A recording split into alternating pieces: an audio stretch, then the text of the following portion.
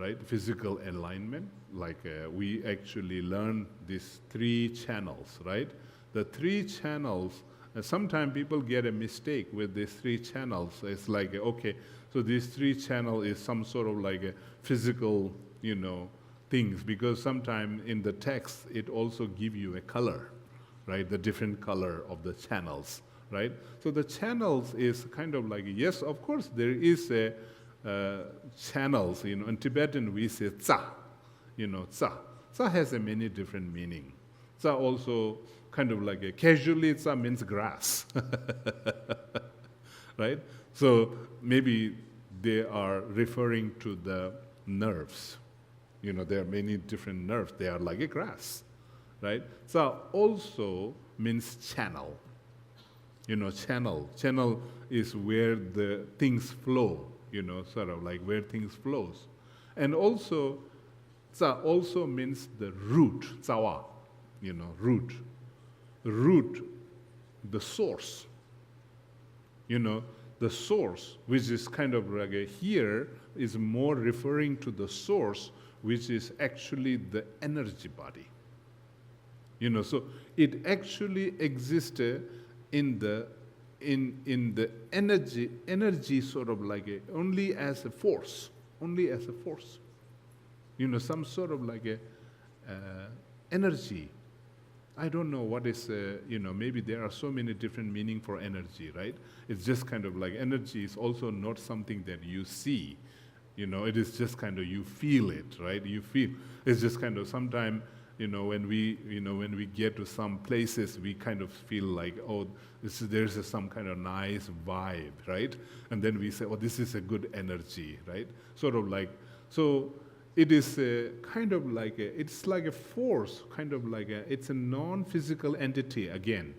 But this is kind of like some sort of like a vibration that actually exists in us, that where the energy actually flows. But these 3 somehow, like we have this kind of like a color to kind of differentiate. So the right side of your body, where there is like a, kind of energy, the main 3 main channel. So the right is, we give the color red, sort of like a red color, red energy. And then left is we give the white energy channel. And then center is a blue energy channel. So it's just kind of like, for some reason, we also sort of like how our body actually exists is also kind of like that.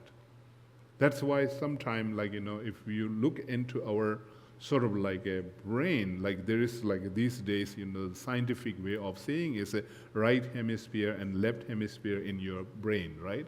Sort of like there are two kind of like a, part of your brain, which is one is kind of like a very kind of what you call logical, right? Intelligence. Another one is more sort of like a experience, right? Sort of like art or, some sort of love and compassion and all this. So this is kind of like and also the red one is called the sun channel. The sun and moon, right? The sun and moon, so sun channel. And the white one is called the moon channel. So somehow, even if you look into the external reality, in our world, there is a sun and there's a moon, right? So this kind of like the color of the sun and moon is also a little different, right? Just kind of like, I don't know what is the exactly color of the sun, but, just kind of like a sun is more sort of like a red, the red, right? And then the moon is sort of like a little bit like a white, right? Sort of, but it is just kind of the sun comes in the daytime, moon comes in the nighttime. But somehow there's an effect. And then in between, sometime when we have like a solar eclipse and lunar eclipse, there's something, there is a dark matter, right? Or just kind of darkness, the shadow, right? That comes. So that is the center, actually, which we call Dajin. Dajin, I think in Hindi they call it like Rahul, right? The Rahu, sort of like some myth kind of say Rahu eats the sun and Rahu eats the moon. But I think that's just kind of like a mythical way of saying, but in reality maybe it's not happening, but like whatever is in the outer reality that is happening, so from in our body also energetically that's kind of happens, So that is why these two channels somehow also connected with our nostril. The nose, like it is kind of like from our nose we breathe, right? We breathe from our nose, and then it just kind of like it doesn't exactly go that way, but somehow it gives some effect. And that is why in the beginning of mind-body alignment practice, there is something in Tibetan ancient tradition. There's something called the 9-round breathing, right? So this 9-round breathing is actually very effective, but just kind of like on a very temporary level. Of course, there is some big, on a spiritual and energetical level, there is a big changes and just kind of big shift actually happens. But on on the instant temporary level, it also affect. There are actually some people actually scientifically they are proving, they are checking, which part of the brain actually goes more sort of active when you do this, when they do that. Through the experiment also, there are sometime now these days, we can physically kind of do the experiment, right? Sort of like you can see some sort of like a brain wave that is, happen. And so this ancient method of like, when you actually block your sort of this nostril and then breathe, and there's a different way to, some people, like use thumb like this, sometimes, in the ancient Buddhist tradition, you just kind of pull your finger towards, just kind of like blocking it like this. You just block your left nostril, and then you breathe from your right nostril like this. So somehow, when you breathe from your right nostril, it affects this part of the brain. It just kind of something energetically does something in this part of the brain. And then, after you take just complete one breath from your, that should be complete one, not half breath. It's just kind of like the complete breath has some kind of amazing effect in our body. Just kind of like what is meant by complete breath? You can just do it, right? Just kind of like block your left nostril, like pushing towards, this way, and then just kind of like breathe like one full breath with your right nostril. See.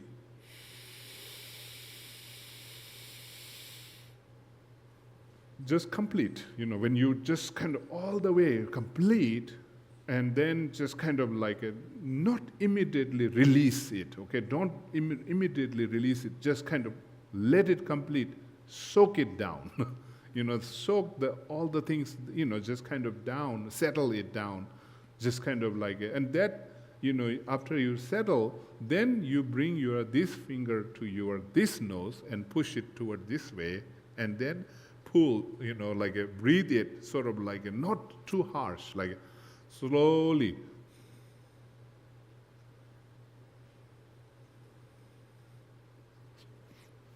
Complete it, just release totally out. And then stop there, pause, right there. That is a kind of something not regularly you do. What you do is after you breathe out, immediately you take in, right? You don't do the pausing thing, The pausing is actually one very important part in this, 9-round breathing. You just pause there. But that, sometimes it just pausing can be like 1 second, 2 seconds, 3 seconds. It doesn't matter in the beginning. But, sometime, like when you actually make your practice a little bit more advanced, like not with the 9-round breathing, but there is something called vase holding breath, sort of like you breathe in, just complete breath, and then lock it, lock the breath, kind of like from kind of contracting from your tailbone area, just contract, and then also from just kind of then lock it on your navel area, just the energy that of that breath, and just holding it there, and like holding it for as long as you can, not also forcing. That's again, do not force, because force will harm. So just kind of do your best how much you can hold, with your own ability. If you can hold for 2 seconds, that's fine. If you can hold for 3 seconds, that's fine, So just kind of like hold, and then just kind of breathe out, kind of like slowly. Sort of that is a waist holding breath, that's what. But this is not part of the 9-round breathing. I'm just kind of little bit going off the road. So the 9-round breathing is like, you just kind of like close here, breathe, pause, then breathe out. So you do this 3 times from this nose, same nostril, breathing, breathe out from this, breathe in from this, breathe out from this. That's a 3 set, right? So then you change your hand, then bring your left hand, and then when you just do it like, push it towards this way 3 times, again, you are doing it from your, left side, you breathe in, then breathe out from your, right. So you just going to use these 2 fingers like that, so your left finger holding like this 3 times. Then if you do that 3 times, that's a 6 set, right? And then at the, the last 3 one, sort of like you are not blocking your nose. You just keep your both nostril open. And but the recommendation is you just kind of bring, this is a kind of mudra. So you just kind of bring your thumbs just under your, like a ring finger, like this, and then, lock it in, like lock it. It just kind of like, your hand will become like this. And then just put that on your knees, and then just kind of like sit in a kind of like a warrior posture. So just kind of you just sit like this. And some yogi, what they do is also, some yogi, they actually bring this, like a back of your wrist to your kind of the joint of your, hips here, like this. So there you can see some picture, like, in the ancient picture, that you just keep your body kind of really straight like this, okay? Just as much as you can straight, and then just kind of bringing your chin in, and then just kind of breathing from your both nostril. Then again, just kind of like you're using both the nostril, and that time sort of from these 2 sides, just you're going, you feel like the wind or the energy goes in all the way there, and then pause and breathe out from your central channel.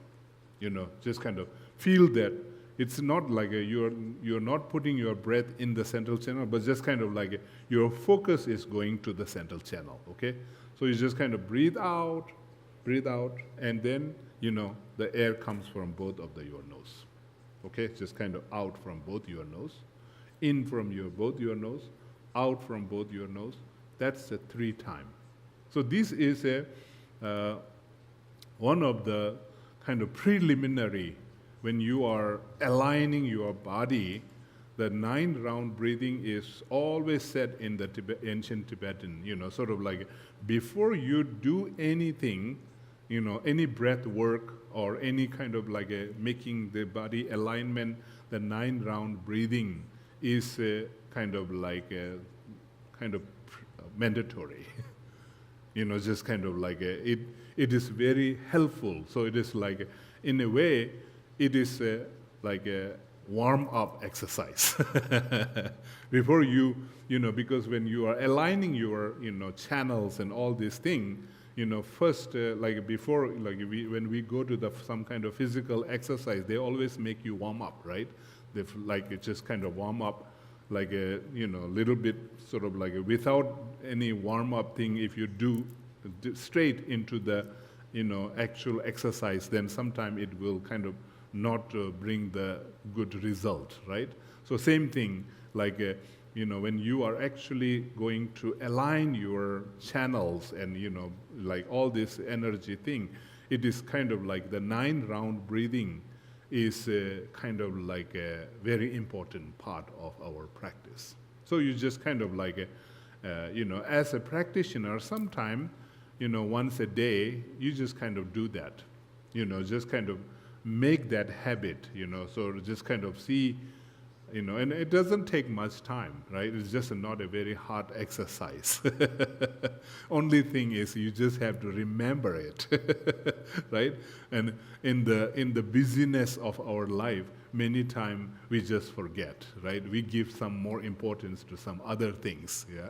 So just kind of like, other things are more important, and these things we just kind of neglect, So it is just kind of like, if you are looking from a time point of view, it is not really taking much time, and it is just, but in a long run, you are actually giving very good sort of like energy to your body, if you do that.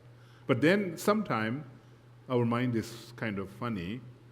Then, okay, so 9-round breathing I will do, and then what you will do is you will do it so fast, right?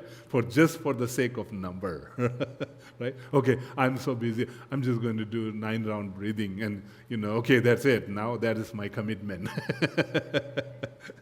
And it's just kind of like this mental attitude of finishing it comes. So this is, again, like I also mentioned in our previous workshop also, these two things, very careful, finishing, completing. This is a two totally different meaning. Many times we mistaken finishing and completing in one way. It's just kind of like we use that word in many times, right? Sort of like, did you finish your dinner? What is the difference? What do you think? In a real meaning, finishing your dinner and completing your dinner. I think there is a big difference there. And, it looks same. Finishing your life, completing your life. What do you think? What is the difference there? There are many people who finish their life, and maybe they didn't complete their life, right? And so this misconception, when we put the same meaning of finish and completing in our mind, what we do in our life is we are always trying to finish. Life is not to finish. If you keep trying to finish your life, that is not good. Try to complete your life. Complete it. Same thing with the breath. Are you trying to complete your breath or finish your breath? Right? There's a big difference between it. When you complete it, then you do it exactly how it should be, right? And you can finish it. So that is why, 9-round breathing, I say always, finishing your 9-round breathing is not important. Completing your 9-round breathing is more effective and beneficial.